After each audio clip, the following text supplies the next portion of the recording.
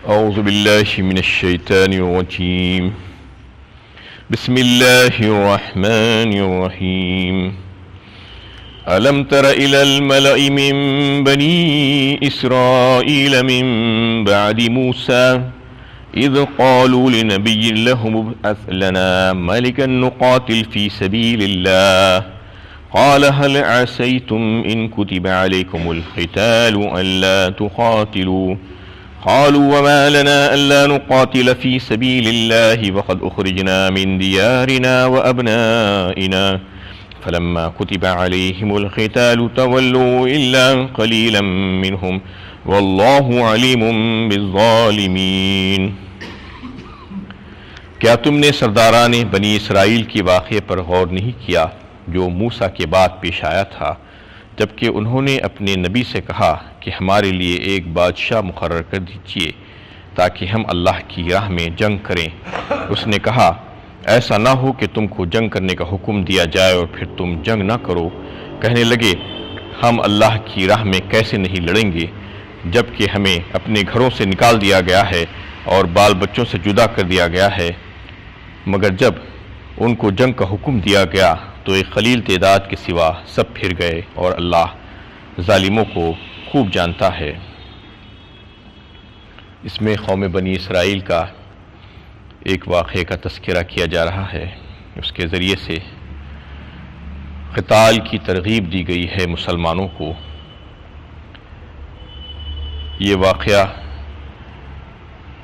عیسیٰ علیہ السلام سے 1100 برس پہلے کا بتایا جاتا ہے اور اس میں مسلمانوں کو ان کی سیاسی اور اجتماعی زندگی کے بارے میں نہایت ہی اہم سبق دیا گیا ہے. اس میں جو نبی کا تذکرہ آیا ہے ان کا نام حضرت سمویل بتایا جاتا ہے جو فلسطین کے کوہستانی علاقوں افرائیم میں رہتے تھے. یہ موسیٰ علیہ السلام کے بعد کا واقعہ تھا. قوم بنی اسرائیل موسیٰ علیہ السلام کے بعد ایک عرصے تک تو ٹھیک ٹھاک رہی، لیکن اس کے بعد ان میں خرابیاں پیدا ہونی شروع ہوئی اور وہ بگڑتے بگڑتے یہاں تک پہنچ گئے کہ بدعات اور شرک کرتے ہوئے بت پرستی تک جا پہنچے. ان کو ان کے نبیوں نے روکا لیکن وہ مسلسل تحریفات ہی کرتے رہے اپنے دین میں اور ان کی بدعمالیوں میں اضافہ ہی ہوتا رہا. اس کی وجہ سے اللہ تعالیٰ نے ان کو سزا دی کہ ان کے اوپر ان کے دشمنوں کو مسلط کر دیا. قوم عمالقہ ان کے اوپر قابض ہوئی اور ان کے کئی ایک علاقوں کو اس نے قبضہ کیا اور ان کے بہت سے لوگوں کو اس نے قیدی بنایا.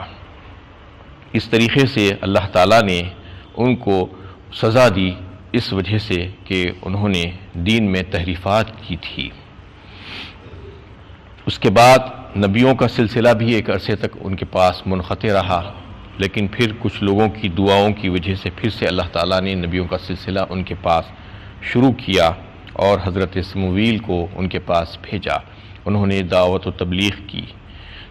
تو پھر جیسے ہی وہ پیغمبر آئے انہوں نے ان سے مطالبہ کر دیا کہ آپ ہمارے لیے ایک بادشاہ مقرر کر دیجئے. بادشاہ کا مطالبہ انہوں نے اپنے پیغمبر سے کیا. پیغمبر نے اللہ تعالیٰ سے دعا مانگی تو اللہ تعالیٰ نے ان کی دعا قبول فرمائی اور کہا کہ ہم تمہیں ایک بادشاہ دیں گے. لیکن پیغمبر ان سے کہے اس سے پہلے یہ کہ پچھلے حالات کے حساب سے اگر دیکھا جائے، سابقہ جو تمہارا طرز عمل تھا اس کے حساب سے تم کو جہاد کرنے کا جب حکم دیا جائے گا تو اس وقت ہو سکتا ہے کہ تم جہاد نہ کرو. اس پر ان لوگوں نے کہا کہ ایسے کیسے ممکن ہے جبکہ ہمارے علاقوں کو انہوں نے قبضہ کر لیا ہے اور ہمارے لوگوں کو انہوں نے قیدی بنا لیا ہے.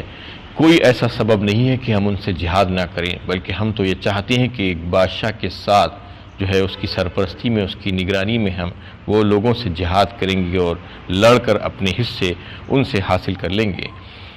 جب اللہ تعالیٰ نے ان کا مطالبہ پورا کیا تو فرمایا گیا کہ ان میں سے بہت سو نے اس کا جو ہے اہتمام نہیں کیا، لحاظ نہیں کیا، اس سے پھر گئے سوائے چند لوگوں کے، الا خلیلا منہم واللہ علیم بالظالمین، اللہ تعالیٰ جانتے ہیں ظلم کرنے والوں کو اور ان کو ان کی مناسب سزا اپنے وقت میں دیتے ہیں۔ اس میں انہوں نے اللہ کے نبی سے جو ہے یہ مطالبہ کیا تھا کہ ایک بادشاہ ان کے لیے مقرر کر دیا جائے۔ وقال لهم نبيهم ان الله قد بعث لكم طالوت ملكا قالوا أنا يكون له الملك علينا ونحن أحق بالملك منه ولم يؤت سعة من المال قال إن الله اصطفاه عليكم وزاده بسطة في العلم والجسم والله يؤتي ملكه من يشاء والله واسع عليم۔ ان کے نبی نے ان سے کہا کہ اللہ نے تمہارے لیے طالوت کو بادشاہ مقرر کیا ہے۔ بولے اس کو ہم پر بادشاہی کا کیا حق ہے؟ اس سے زیادہ بادشاہی کے مستحق تو ہم ہیں اور اس سے مال کی فراوانی بھی حاصل نہیں ہے۔ نبی نے کہا کہ اللہ نے تم پر حکمرانی کے لیے اسی کو منتخب کیا ہے اور اس کو علم اور جسم میں فراوانی عطا کی ہے۔ اللہ جسے چاہے اقتدار بخشیں، اللہ بڑی وسعت والا اور علم والا ہے۔ جب ان کے مطالبے کو پورا کرتے ہوئے اللہ تعالیٰ نے ان کے لیے ایک بادشاہ مقرر کر دیا اور ان کے نبی نے اس بات کا اعلان کیا من جانب اللہ کہ تمہارے لیے اللہ تعالیٰ نے بادشاہ مقرر کیا ہے جس کا نام طالوت ہے۔ طالوت ان کی نسل میں سے نہیں تھے بلکہ کوئی دوسری نسل میں سے تھے اور ایک غریب فوجی تھے۔ ان کا نام سنتے ہی قوم بنی اسرائیل نے کہا یہ کیسے ممکن ہے، ان کی نسبت ہم زیادہ مستحق ہیں بادشاہ، جبکہ مطالبہ کیے ہیں اور اللہ تعالیٰ نے ان کے مطالبے کو پورا کرتے ہوئے جب اعلان کیا تو ماننے کے لیے تیار نہیں، وہ کہہ رہے ہیں کہ ہم زیادہ مستحق ہیں، ان کے پاس مالی وسعت بھی نہیں ہے، بس مال ہی سے جو ہے دکھ رہے ہیں۔ جیسا کہ آج بھی دنیا میں انسان کو جو اس کی اہمیت کا لگائی جاتی ہے، اس کی ویلیو جو لگائی جاتی ہے صرف مال سے کہ اس کے پاس کتنا مال ہے، اس وقت بھی ایسا ہی ہوتا تھا۔ انہوں نے کہا کہ ان کے پاس تو مال بھی نہیں ہے، مالی وسعت بھی نہیں ہے۔ اس کے جواب میں پیغمبر نے کہا ان سے کہ مالی وسعت ہو یا نہ ہو یہ الگ بات ہے، یہ اللہ تعالیٰ کے منتخبہ ہے اور اس میں کسی اور کا اختیار نہیں ہے۔ اللہ عالم حیث یجعل رسالتہ، فرمایا اللہ تعالیٰ نے ایک مقام پر 8ویں پارے سورہ انعام میں، اللہ تعالیٰ بہتر طور پر جانتے ہیں کہ اپنی رسالت کو کہاں پر رکھیں، کسی سے ان کو مشورے کی ضرورت نہیں ہے۔ اور سب سے پہلی چیز یہ کہ حکمرانی کے لیے، بادشاہت کے لیے جو چیز چاہیے، جو صلاحیتیں چاہیے، وہ صلاحیتیں ان میں موجود ہے۔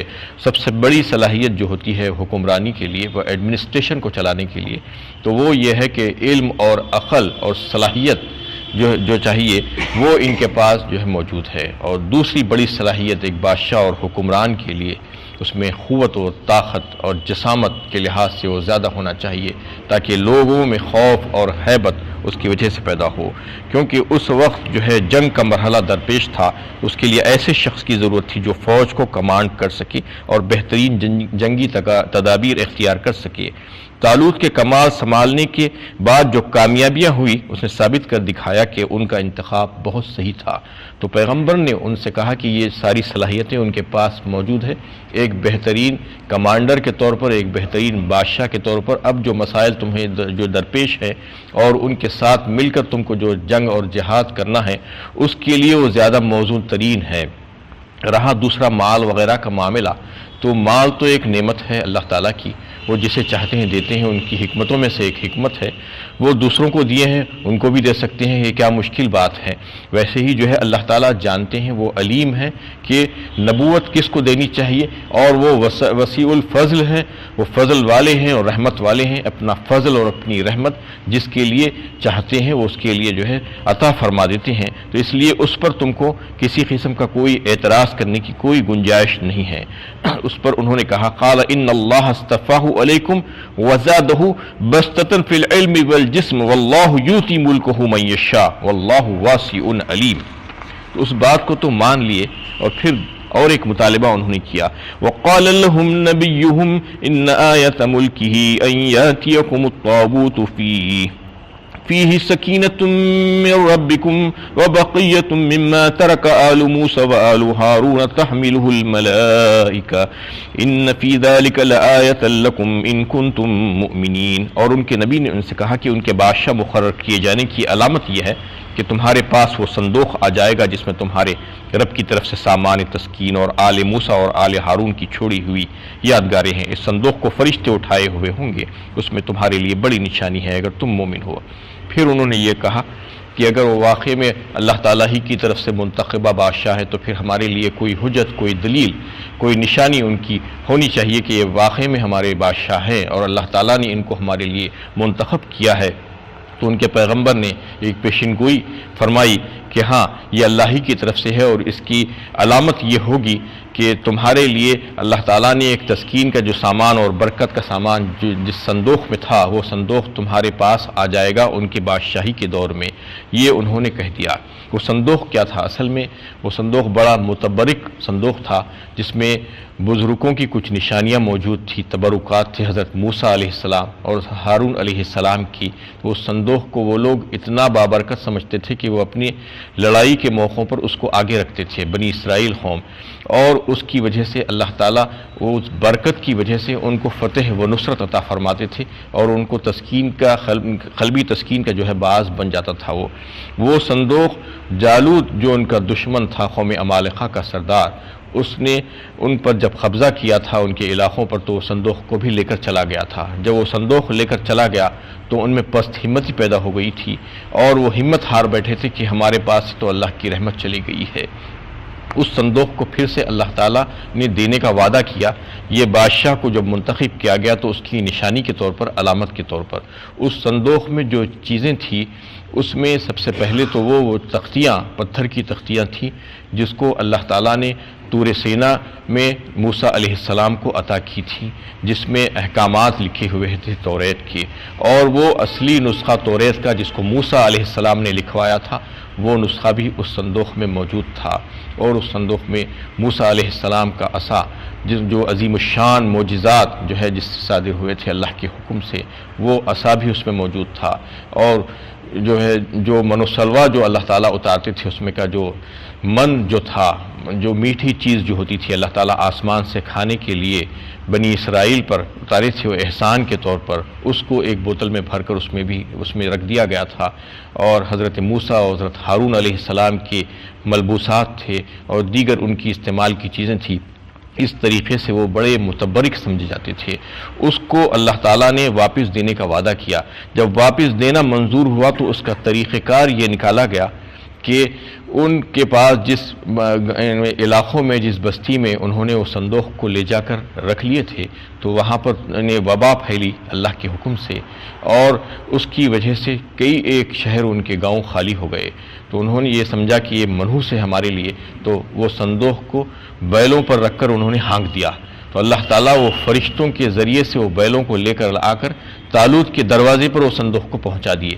یہ وعدہ تھا اللہ تعالیٰ کا، اور اللہ کے نبی نے ان کے لیے یہ پیشین گوئی کر دی تھی کہ یہ صندوق تمہارے پاس جو ہے پہنچ جائے گا۔ تو اللہ تعالیٰ نے اس کو جب پہنچا دیا تو جب ان کو تسکین ہوئی اور اطمینان ہوا کہ واقعی میں یہ بادشاہ کو جو مقرر کیا گیا ہے یہ اللہ ہی کی طرف سے ہے، اس کے بعد پھر آگے جو جب جالوت پر اس نے فوج کشی کی تو اس کے ساتھ وہ جو ہے لشکر جو ہے شامل ہوا ان لوگوں کا، لیکن بعد میں پھر سے انہوں نے نافرمانی کی۔ اس کا تذکرہ انشاءاللہ آئندہ آنے والا ہے۔ وآخر دعوانا الحمدللہ رب العالمین۔